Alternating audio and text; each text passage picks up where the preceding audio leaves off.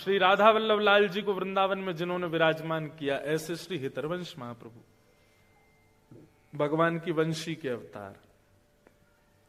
हरिवंश महाप्रभु के चरित्र में एक बहुत सुंदर लीला आती है कि जब आप छोटे थे ना, तभी से आपका नियम था, प्यास लगती थी तो वही पानी पिएंगे जो ठाकुर जी को भोग लगा हो।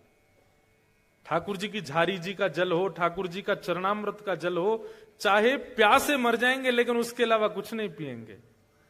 और भूख लगेगी तो वही पाएंगे जो ठाकुर जी को पधराया जा चुका है। उसके अलावा चाहे दुनिया के बहुव्यंजन सामने रख दिए गए हों, भूखे सो जाएंगे लेकिन ठाकुर जी की वस्तु लिए बिना नहीं सो। एक बहुत सुंदर लीला सुना है। एक बार हरिवंश बालक थे, छोटे बालक है, जैसे बालक खेल रहे हैं ऐसे छोटे छोटे बालक थे। तब से उनका नियम था कि उनके पिताजी के जो सेवा के ठाकुर जी थे वो पूरे दिन उनको ही देखते रहते थे। पूर्व जन्म का उनको याद रहता था कि मैं निकुंज की एक सखी हूं, वंशी सखी, वंशी अली। तो अब बालक को तो कभी भी भूख लगाती है, तो हरिवंश महाप्रभु की माता जी को इतना भोग रखना पड़ता था ठाकुर जी के आगे कि बालक को कब भूख लगावे, और कुछ पाते ही नहीं थे ठाकुर जी के प्रसाद के अलावा। लेकिन एक दिन हरिवंश बालक को रात्रि अर्धरात्रि में रोने लगे, सोते सोते। माता जी पिताजी के बीच में सो रहे थे और सोते सोते रोने लगे। माँ पिता उठ गए, क्या हुआ बालक, क्या हुआ क्या हुआ, क्यों रो रहे हो? भूख लगी है। उनके पिताजी व्यास मिश्र तुरंत अपनी पत्नी से बोले, देवी लाओ कुछ खिलाओ। बोले, अरे कुछ खिलाओ, जानते नहीं हो आप ये बिना भोग लगाई कोई वस्तु पाता नहीं है। तो बोले रात्रि का कोई, बोले वो सब रात में पा चुके हैं सब लोग, अब कुछ ऐसा है नहीं, सब अमनिया है। अमनिया जिसका भोग ना लगा उसको अमनिया कहते हैं, सब अमनिया है, ठाकुर जी का भोग कुछ भी नहीं है अभी। लेकिन छोटा बालक रोए, अब उसके आगे कौन से वेद शास्त्र जिद चलती है। तो व्यास मिश्र जी बोले, सुनो अभी नींद में है, रो रहा है, इसको क्या पता, कुछ भी ले आओ, धर दो सामने। तो माता जी गई, कुछ ला करके हरिवंश बालक के आगे रख दिया। तो हरिवंश जी ऐसे लेकर के देखने लगे। तो माता पिता बोले, क्या देख रहे हो? बोले, इसका भोग तो लगा नहीं है। तो व्यास मिश्र जी बोले, तुमको कैसे पता कि भोग लगा कि नहीं? बोले, जब भोग लगता है तो मैं देख लेता हूं, ठाकुर जी की दतुइयां गड़ी होती हैं उसमें। मतलब सेवा व्यास जी करते हैं, उनको नहीं पता कि भोग में ठाकुर जी की दतुइयां गड़ी हैं। उनके बालक हरिवंश जी को पता है कि ठाकुर जी ने भोग लगाया कि नहीं। रोने लगे, रोते रोते। अब माता पिता चिंता में, रात में ठाकुर जी को थोड़ी उठाएंगे बालक के लिए, ठाकुर जी तो सो रहे हैं। लेकिन रुदन की आवाज हमारी किशोरी जी ने सुन ली। हमारी लाडली जी सेज सैया पर बेचैन हो गई। तो ठाकुर जी बोले, का भयो, सो काय कुनाए रही हो? अरे आपको आवाज नहीं आ रही? हरिवंश बालक रो रहा है। ठाकुर जी बोले, हाँ रो तो रो, काय को रो रहा है? बोले, यार इनको भूख लगी है, प्यास लगी है, और हमारे बिना भोग लिए कुछ पाते नहीं है। अब रात्रि में कुछ ऐसी सामग्री रखी नहीं, और आधी रात का समय, छोटा बालक, इसको कैसे मनाए? ठाकुर जी बोले, श्री जी रुको मैं कछु करूं। तो सेवा के ठाकुर जी प्रिया प्रियतम सचल हो गए, अंदर ही, मंदिर के अंदर ही छोटे छोटे स्वरूप सचल हो गए। और ठाकुर जी बिस्तर से उतर के गए, कहीं से जल लेकर के आए, आसपास जल रहता है ठाकुर जी का जारी जी में, जल लेकर के आए और श्री जी से बोले, किशोरी जी अपने पांव लटकाओ नीचे। तो जैसे सिंहासन से किशोरी जी ऐसे बैठ के पांव लटका रही हैं, इतने छोटे छोटे ठाकुर जी। और ठाकुर जी झारी जी के जल से किशोरी जी के चरण धो रहे हैं।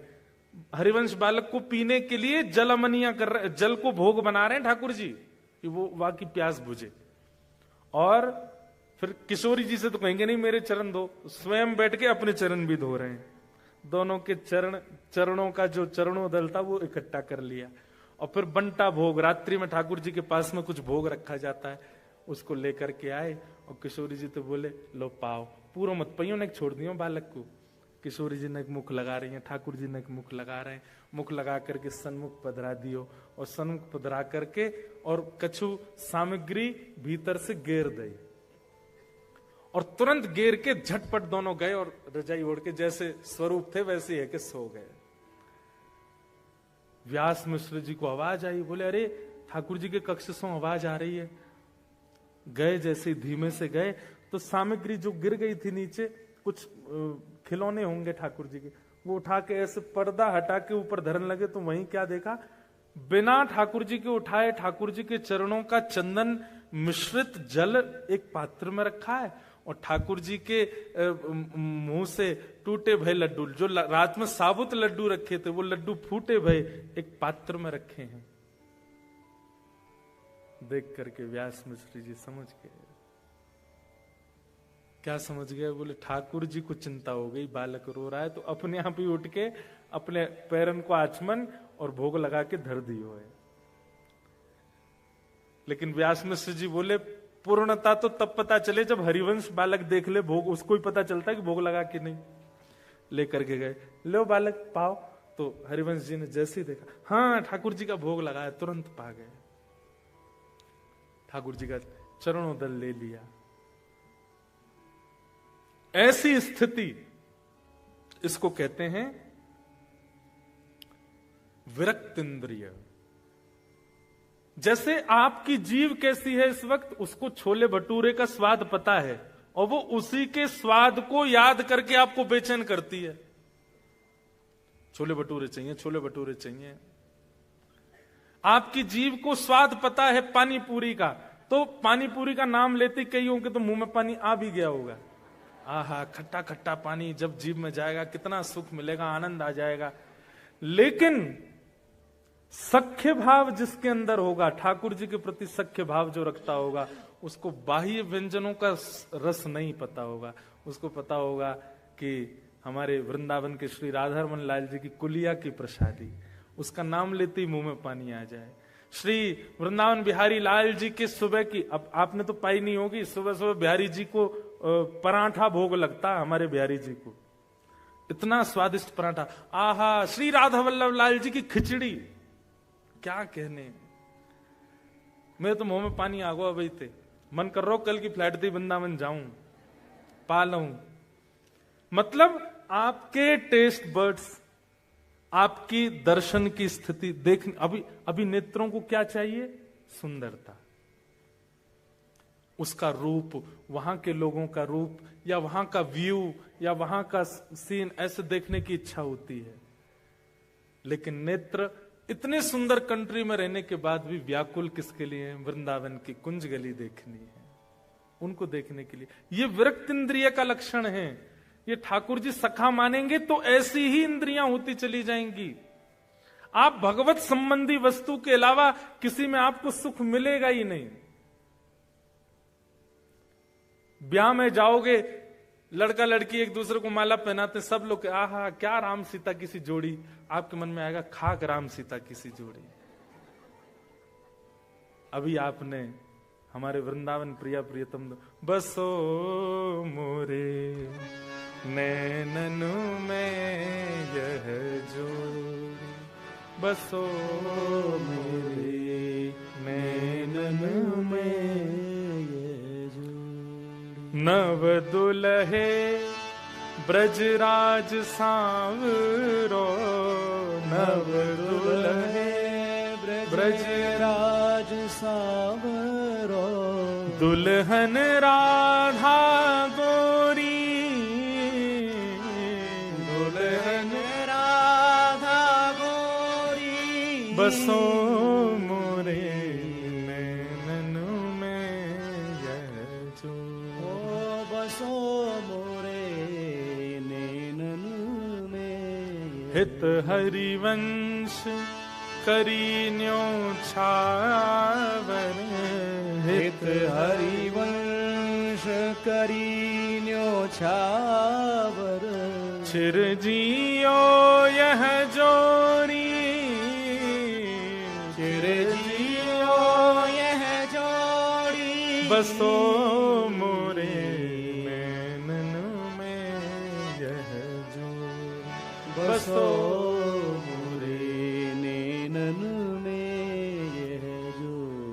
क्या निवेदन कर रहे थे? सखा के 3 लक्षण होंगे। पहला विरक्त इंद्रिय, उसकी इंद्रियां केवल कृष्ण रस चाहती हैं। दूसरा प्रशांत, भगवान का सखा कम बोलने वाला हो, ज्यादा बोलने वाला नहीं, मतलब बाह्य चर्चा ज्यादा ना करे, कम बोले, थोड़ा मौन रहे, शांत रहे। ठाकुर जी को शांत व्यक्ति बहुत प्रिय है। ठाकुर जी को बोलने वाले प्रिय क्यों नहीं है? ठाकुर जी खुद ही बोलता रहेगा, मेरी सुने कोई ना। मुंह को तो सुनवे वारो चाहिए, जो खुद शांत रहे, मेरी सुने। हमारे ठाकुर जी बोलते क्यों नहीं है? हम बोलवे को अवसर ही नहीं दे रहे उन्हें, हम ही बोलते रहते हैं। तो प्रशांत आत्मा। और तीसरा जितेंद्रिय, अपनी इंद्रियों को जिसने वश कर रखा है, जीत रखा है, उसकी इंद्रियां अपनी इच्छा प्रकट नहीं करती, वो जो चाहता है इंद्रियां वही करें। ऐसी स्थिति जिसकी, ये 3 लक्षण जिसमें आ जाएं वो सख्य।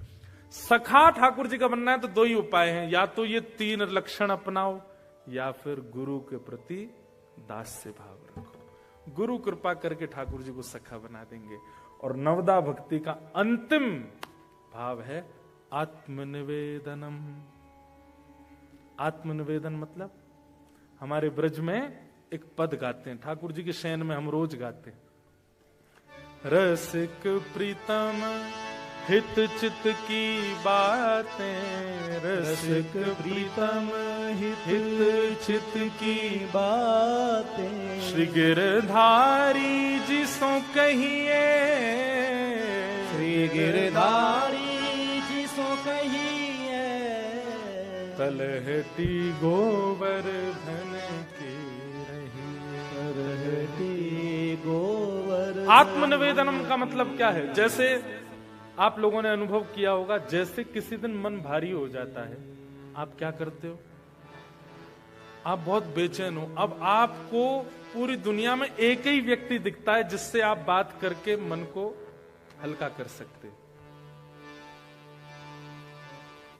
अब आप उसको फोन लगाते हो, उससे बात करते हो, अपनी पूरी बताओगे, आज मेरे साथ स्कूल में ऐसा हुआ, कॉलेज में ऐसा हुआ, या जहां भी जैसा हुआ, फिर मन शांत करो। पर आपकी स्थिति क्या हो जाए, आप अपने कॉलेज से, स्कूल से, जॉब से दौड़े सीधे घर के लिए और तुरंत अपने ठाकुर जी के सन्मुख बैठ करके एकांत में और ठाकुर जी से अपनी सारी चर्चाएं। हमारे श्री रामसुखदास जी महाराज कहते थे, ठाकुर जी से चर्चा करना, इसी को आत्मनिवेदन कहते हैं। अगर नवदा भक्ति आपके चित्त में अष्ट भक्ति नहीं आई है और आप ठाकुर जी से चर्चा करोगे तो आपके मन में पाषाण भावना ही रहेगी ठाकुर जी के प्रति। लेकिन अष्ट भक्ति अगर आपके चित्त में प्रकट हो चुकी है, उसके बाद जब आप नवम भक्ति प्रकट करोगे, ठाकुर जी से अपने हृदय की चर्चा करोगे, नाथ कुछ नहीं करना, केवल यहां से प्रारंभ करना। कैसे? ठाकुर जी हम जा रहे हैं, सुबह ही बता दो कहां जा रहे हैं, जॉब पे जा रहे हैं, आज ऐसे ऐसे क्लाइंट्स आने वाले हैं। एक बात बताएं, घपला भी करने वाले हो ना, वो भी बता के जाओ। सही बता रहे हम। एग्जाम में चीटिंग भी करने वाले हो ना, तो वो भी बता के जाओ।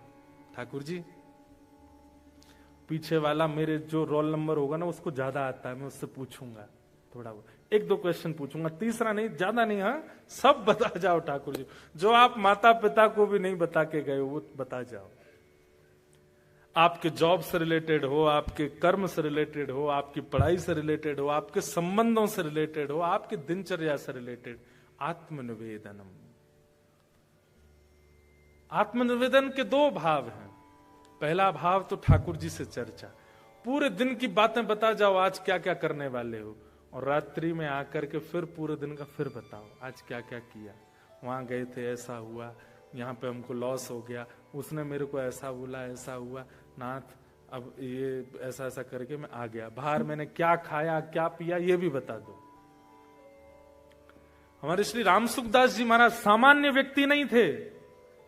भारत की संत परंपरा के धरोहर यदि कहें तो कोई अतिशयोक्ति नहीं। वे कहते हैं कि अपने घर से जाते समय और घर को लौट के आते समय अपने ठाकुर जी से वार्ता जरूर किया करो, और एकांत में, किसी को पता ना चले, बोलो। एक दिन वो आपका नियम ऐसा बन जाएगा कि ठाकुर जी के सन्मुख जब आप आत्मनिवेदन करेंगे तो ठाकुर जी उसका प्रत्युत्तर भी दिया करेंगे। दूसरी बात, आज आप पहले ही बता के गए हो मैं क्या घपला करने वाला हूं, क्या गलत करने वाला हूं, किस पर क्रोध करने वाला हूं, किस पर रोष करने वाला हूं, अपने दोष पहले ही बता करके गए हो, तो जब उस दोष की स्थिति में पहुंचोगे ठाकुर जी कंट्रोल रखेंगे कि वो दोष अतीत में ना हो जाए। अर्जुन ने महाभारत युद्ध का विजय इसलिए बन गया क्योंकि वो एवरीथिंग क्लियर थी उसकी ठाकुर जी के आगे। ठाकुर जी को सब पता था। अर्जुन अपनी इच्छा से कुछ कर ही नहीं रहा है, पहले ही बता दे रहा है ठाकुर जी को, और फिर बताने के बाद ठाकुर जी से कहता मैं ऐसा सोच रहा हूं, अब कंट्रोल आपके हाथ में। सेनयोर भयोर मध्य रथम स्थापयमेच्युत, मेरे रथ को ले जाइए बीच उभय सेना में ले जाकर खड़ा कर दीजिए, मैं ऐसा ऐसा करना चाहता हूं, बाकी इच्छा आपकी चलेगी। करिष्ये वचनम तव, आप जो कहोगे मैं वो करूंगा। आपने अपनी भावना बता दी, अब ठाकुर जी की जिम्मेवारी है उसमें क्या उचित क्या अनुचित ठाकुर जी करवाएंगे। ये आत्मनिवेदन है। आत्मनिवेदन का दूसरा रूप क्या है? ऐसी भावना चित्त में धारण करना कि ये देह केवल माध्यम है, इसके भीतर जो आत्मा बैठी है मुझे उसका उद्धार करना है। समझ रहे हैं मेरी बात को?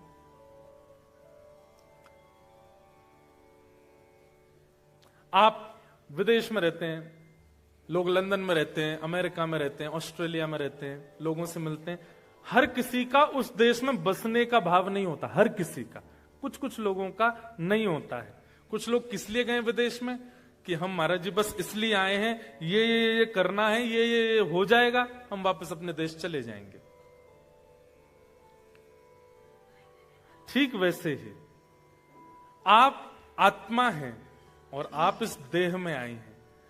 इस देह को ही पोषण करके, इस देह का ही दास बनके या इस देह की ही इच्छाएं पूर्ति करते हुए नहीं रहना है। इस देह का माध्यम लेकर के श्री राधारमण की प्राप्ति करनी है, वो उद्देश्य है हमारा। क्योंकि हमें पता उनकी प्राप्ति के लिए देह ही है, इसी से ही कर सकते हैं हम। हाथों से करताल बजा के, पैरों से प्रदक्षिणा करके, नेत्रों से देख करके, कानों से सुन करके, मुख से गा करके, हृदय से सद्भावना रख के, बुद्धि से सत्क्रिया करके हमको केवल इस आत्मा को परम तत्व में विलीन करना है। इसको कहते हैं आत्मनिवेदनम।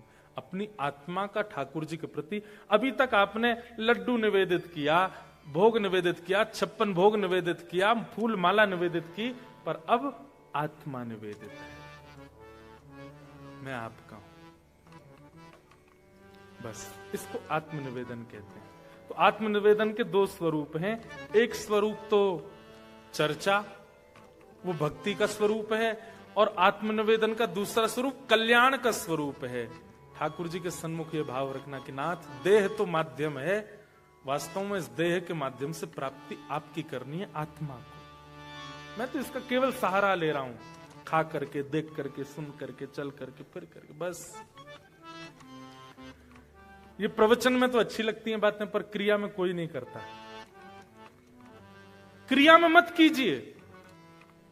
वहां आप जो कर रहे हैं वही कीजिए, जो खाना खाइए, जैसे, पर मन में ये बात रहनी चाहिए आपके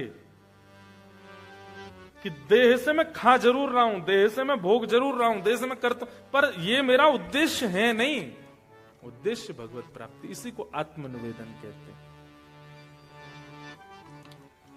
ये आत्मनिवेदन के दो स्वरूप, श्रवणम कीर्तनम विष्णु, स्मरणम पाद सेवनम, अर्चनम वंदनम दास्यम, सख्य आत्मनिवेदनम। बोलो वृंदावन बिहारी लाल की जय। नवदा भक्ति पर दिस वॉज द शॉर्टेस्ट प्रवचन। ये सबसे कम था। 9 दिन भी बोला जाए तो भी नवदा भक्ति पर कम होगा। अच्छा, एक नवदा भक्ति का एक स्वरूप और है, पता है? नवदा भक्ति के सतयुग त्रेता द्वापर में कौन कौन आचार्य हुए जिन्होंने इन भक्तियों से भगवान को प्राप्त किया, फिर उन पर प्रवचन होता, वो और अद्भुत होता। श्रवण भक्ति के आचार्य कौन है, कीर्तन भक्ति के आचार्य कौन है, पाद सेवन भक्ति के आचार्य कौन है, फिर उन आचार्यों पर चर्चा चलती। तो वो तो बहुत बृहद प्रसंग है, पर एक शॉर्टेस्ट प्रवचन नायरोबी में आज नवदा भक्ति पर पूर्ण हुआ। बोलो वृंदावन बिहारी लाल की जय। तो आप लोगों के हृदय में विराजमान ठाकुर जी से मेरी एक हम्बल रिक्वेस्ट है ये नवदा भक्ति के भाव, इनको केवल प्रवचन समझ करके मत जाइएगा, थोड़ा सा चिंतन कीजिएगा। और जैसा कि मैंने पहले दिन कथा में कहा था कि भारत में रहकर के भजने वाले को ठाकुर जी देखते होंगे, पर इतनी दूर रहकर के, विपरीत अवस्था में रहकर के ठाकुर जी को भजने वाले को ठाकुर जी निश्चित देख के प्रसन्न होते होंगे। आप लोगों को ये अपॉर्चुनिटी मिली है कि आप वियोगात्मक भक्ति कर सकते हो, क्योंकि आपके लिए जगन्नाथपुरी, द्वारिका, वृंदावन सब बहुत दूर है। कैसे आऊं रे नंद लाला तेरी गोकुल नगरी, बड़ी दूर नगरी। मीराबाई कहती, दूर नगरी, बड़ी दूर नगरी, दूर नगरी, बड़ी दूर नगरी। मीरा के प्रभु गिरधर नागर, मीरा के प्रभु गिरधर नागर।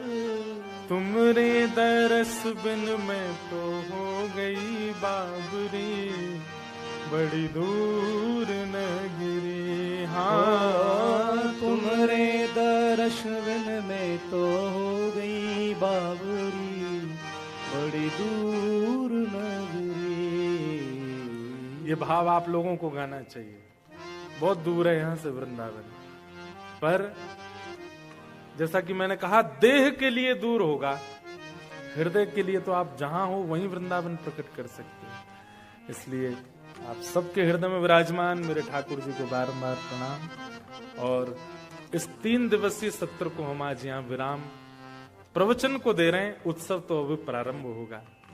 बहुत बहुत धन्यवाद हमारे जानी फैमिली और शाह फैमिली का, जिन्होंने पूरे नायरोबी के इतने सारे वैष्णवों के लिए यह 3 दिन का सत्संग सत्र किया। एक अंतिम बात हम पूछें, 3 दिन कम लग रहे हैं ना? हैं? इसलिए अगली बार हम 5 दिन के लिए आएंगे। और हैं? क्या 7 नहीं, हम 5 दिन कथा करेंगे, फिर बाकी के दिन चुपचाप घूमेंगे। आप लोग यहाँ आकर के बसे हो तो आप लोगों का फायदा क्या लेंगे? हम आपके घरों में रह के यहाँ घूमेंगे भी, थोड़ा अपने लाल जी को घुमाएंगे भी। तो 5 दिन का सत्र है और डेट भी लगभग सुनिश्चित है। एक कथा को विश्राम करके यहाँ का सत्र दिया गया है। कौन सी डेट थी? 5 मार्च से लेकर के और 10 मार्च तक, 5 to 10 मार्च 2026। आप सब लोग तैयार रहिए, अभी से ही तैयारियों में लग जाइए।